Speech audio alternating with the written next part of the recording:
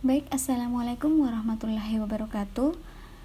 Pada kesempatan kali ini, saya atas nama Didiskaya Pratiwi dengan NIM 2002090305 kelas PTIKD akan mempresentasikan tugas dari mata kuliah perkembangan peserta didik, yang mana pada kesempatan kali ini saya akan membahas pokok pembahasan mengenai hakikat tugas perkembangan peserta didik.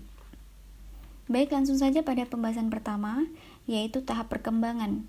Tahap perkembangan merupakan pembagian tahap rentang kehidupan dari lahir sampai meninggal. Pertama, masa pralahir, mulai konsepsi dan berlangsungnya 280 hari. Kemudian yang kedua, masa bayi dari 0 sampai 2 tahun.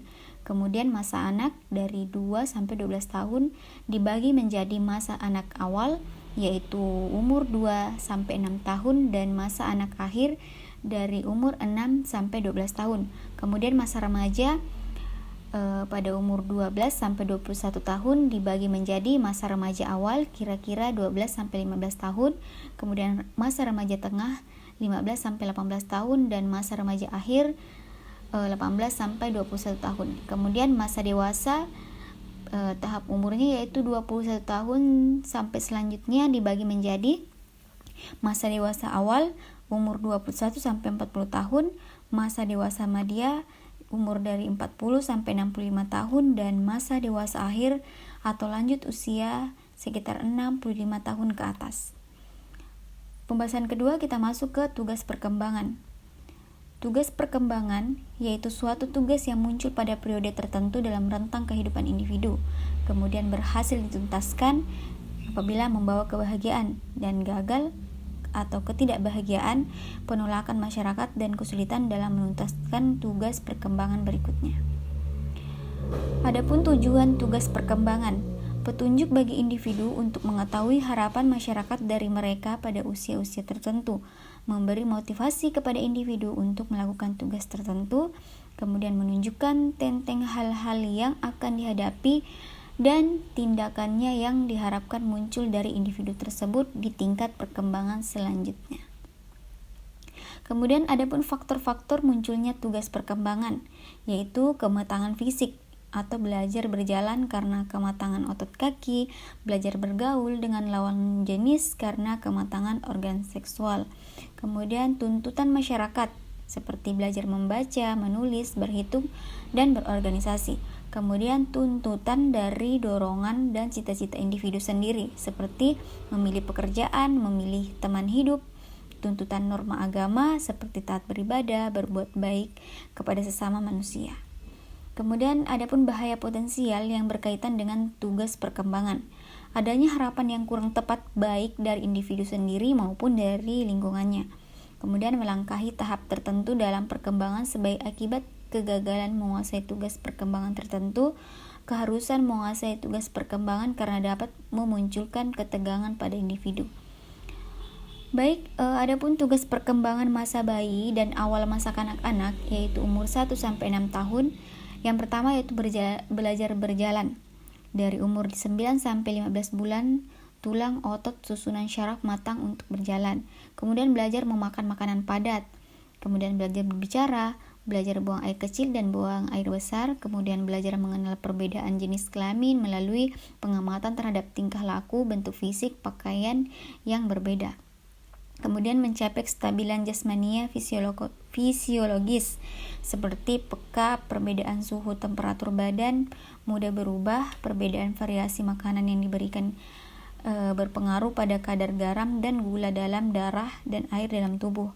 Kemudian membentuk konsep sederhana, kenyataan sosial, dan alam seperti melihat dunia kompleks dan membingungkan, perlu kematangan syaraf, pengalaman, dan bimbingan orang tua. Kemudian belajar mengadakan hubungan emosional dengan orang tua, saudara, dan orang lain. Kemudian yang terakhir yaitu belajar mengadakan hubungan baik dan buruk yang berarti mengembangkan kata hati atau dipengaruhi pendidikan yang diperolehnya. Adapun tugas perkembangan pada akhir masa anak usia 16 sampai 12 yaitu belajar memperoleh keterampilan fisik untuk melakukan permainan, kemudian belajar membentuk sikap yang sehat pada dirinya sendiri sebagai makhluk biologis.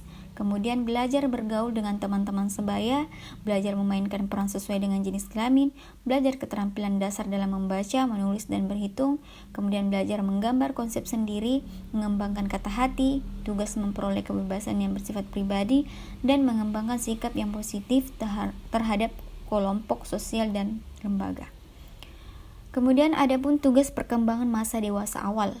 Nah, tugasnya itu menemukan relasi dengan teman sebaya, menyesuaikan diri dengan peran sosial secara luas, mulai bekerja, memilih pasangan hidup dan membentuk keluarga, kemudian belajar hidup sebagai suami istri, mengasuh anak dan mengelola keluarga, bertanggung jawab sebagai warga negara yang baik, kemudian mencari kelompok sosial yang sesuai atau menyenangkan.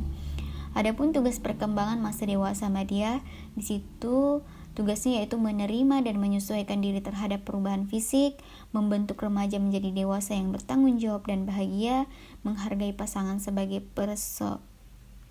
perseorangan, mencapai prestasi dalam karir, mengembangkan bagian waktu senggang yang sesuai, kemudian mencapai tanggung jawab sosial dan warga negara secara penuh. Adapun tugas perkembangan dewasa akhir atau lanjut usia, ya, tugasnya itu menyesuaikan dengan kekuatan fisik dan kesehatan yang menurun, menyesuaikan dengan masa pensiun, menyesuaikan dengan kematian pasangan hidup, kemudian membina hubungan dengan orang-orang yang seusia, dan terakhir yaitu menyesuaikan diri dengan peran sosial secara luas. Adapun akibat tidak dicapainya tugas perkembangan, agar perkembangan berlangsung dengan optimal, setiap individu harus berusaha mencapai tugas perkembangannya. Namun, ada kalanya tugas perkembangan tidak dapat dicapai. Nah, menurut Harlock, tahun 1980 menjelaskan akan berefek pada penilaian yang kurang menyenangkan dari lingkungan sosialnya, yaitu dianggap kurang atau belum matang yang dapat mempengaruhi konsep diri yang kurang menyenangkan.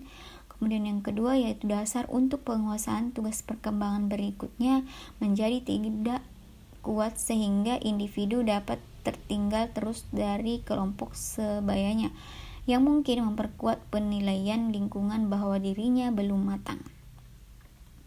Baik, itu saja penjelasan mengenai tugas perkembangan peserta didik yang bisa saya sampaikan. Kurang dan lebihnya saya mohon maaf. Semoga bermanfaat. Saya akhiri dengan ucapan Alhamdulillahirrabbilalamin. Assalamualaikum warahmatullahi wabarakatuh.